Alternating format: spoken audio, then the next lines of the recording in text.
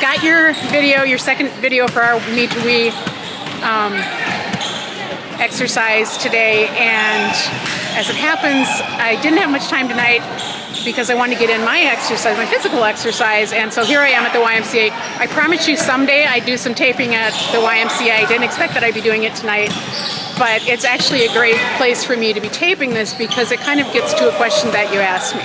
But first I want to kind of get something out of the way about your video. You mentioned something about me being a rich white woman, and I suppose I'm comfortable, and by the standards of way too many people in our world, I am rich. That's rather sad that there's as much poverty as there is in our world, and particularly in our country, supposedly the wealthiest country in the world.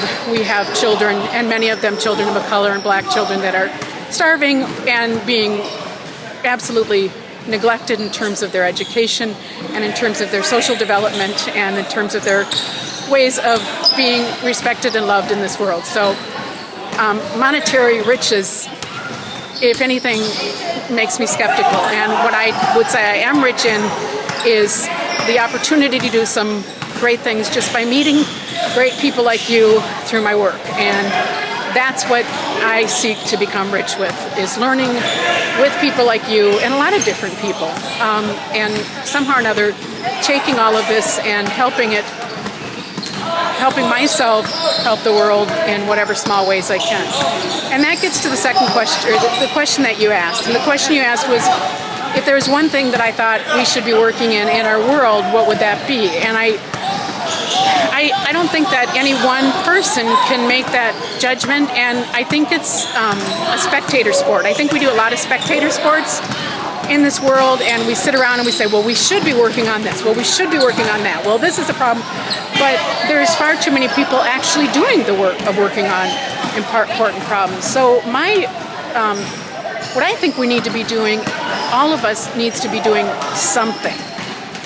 Whatever that is, might be more a matter of what we need for our world in a way that we need it, and can share the solutions that we're co-creating with the world.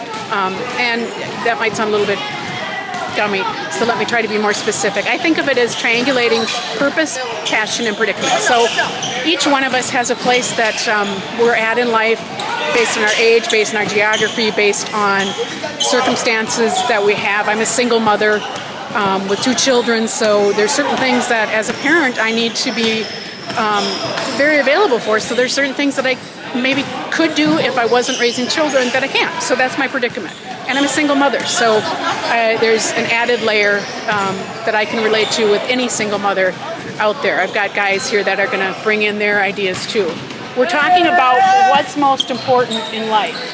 What should we be all doing to solve problems? Believing in God. Excellent. How about you, bud? Come on. Yeah. Defeat world hunger? Excellent. Excellent. Okay, new one. Another one. Nothing. Fight ISIS. Yeah, you gotta do something. Fight ISIS? Okay. That's my point. See, each one of these guys had a different problem that needs to be answered. And some of those may have to do with what they see as their predicament. Maybe they know friends that are fight poverty. Absolutely. Maybe they know friends that are in poverty. Maybe they've seen a lot of poverty in the news. We've certainly all seen concerns about ISIS, and as many of these guys are Somalian guys and know that they've lost some of their friends to ISIS. We're in Minnesota, so unfortunately ISIS has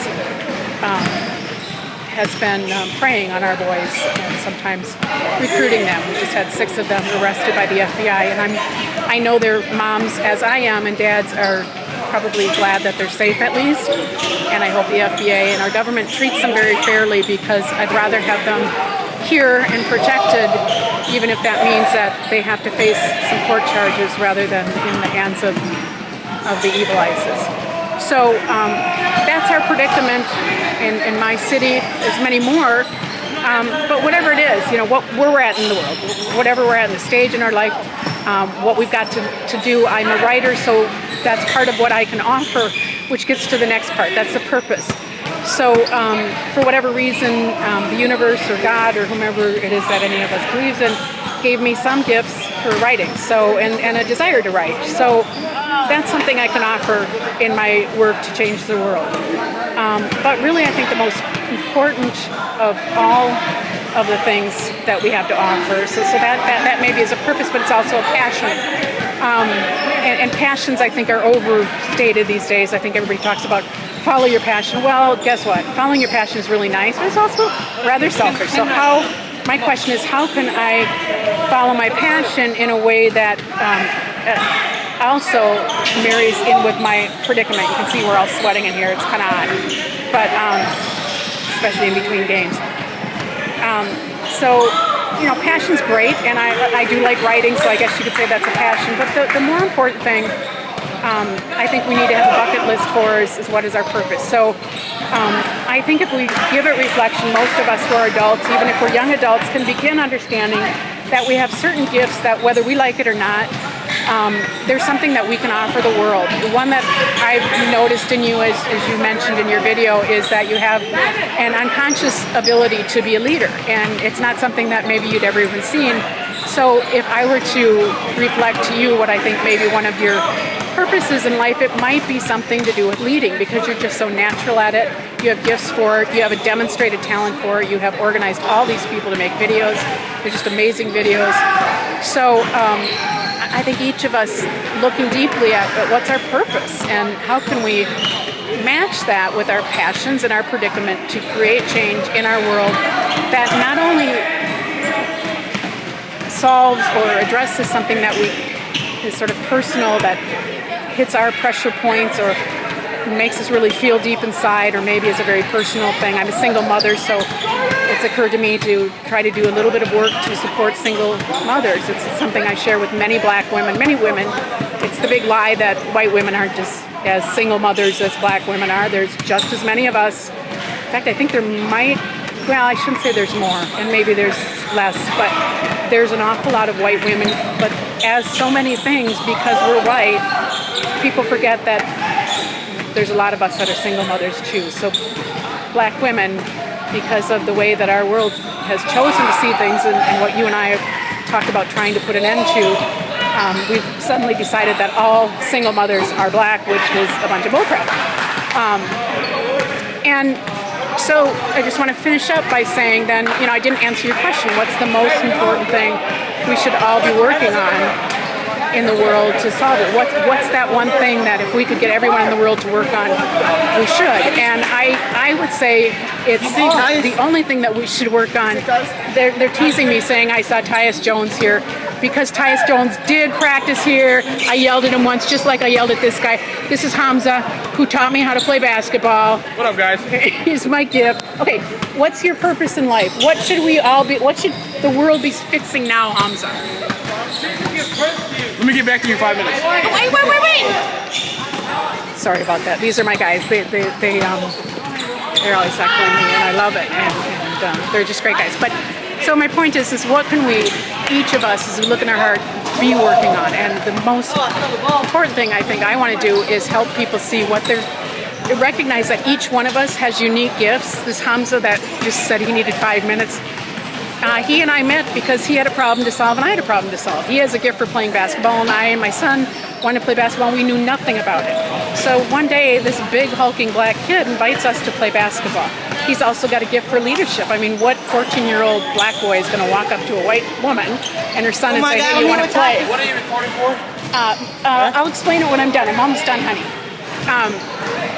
So he used his gift, which I would say is also a natural, probably purpose, and I've known him for now 5 or 6 years, and I think if he could use that gift in doing anything to solve problems in our world, that'll be wonderful. But to do it intentionally, to do it, what I would say sort of loudly, to be proud of what we're working on, to be weaving others into it, to be make sure that when we're working to solve things, we're serious about it and we're doing it, not just talking about it, and that when we're doing it and not just talking about it, we're sharing what we're doing with others and inviting others to join us in solving our problems together, with each of us bringing whatever gifts that we've had and putting them together just like a basketball team is. Some basketball players, Tyus Jones, who grew up on these very courts as a basketball player before he went to Duke and became the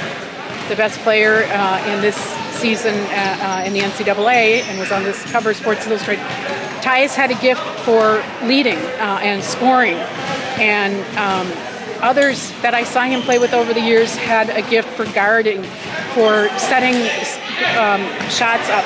Some of them had a gift for calming the guys down when everybody got pissed off. Others had a gift for organizing teams, just pick up teams. So everyone has a gift. So the idea is, how can we each help others and ourselves recognize their gifts, use those intentionally in very specific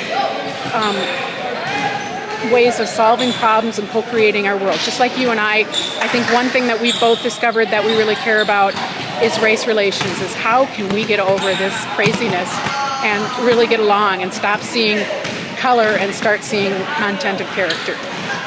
So that's what you and I have chosen for now, and I think it's a worthy thing for many of us to be working on. But whatever the case, I hope everybody just does something. Stops talking, stops belly aching, stops spectating and waiting for others to solve problems, but gets out there and does it in an organized way with others. And I think that's exactly what our Meet We videos are about. So it means this was really long, but I had help here. These guys are all curious to know what's going on, so I better stop, go play, and I'm sure they'll want to know. It's your turn. Bye.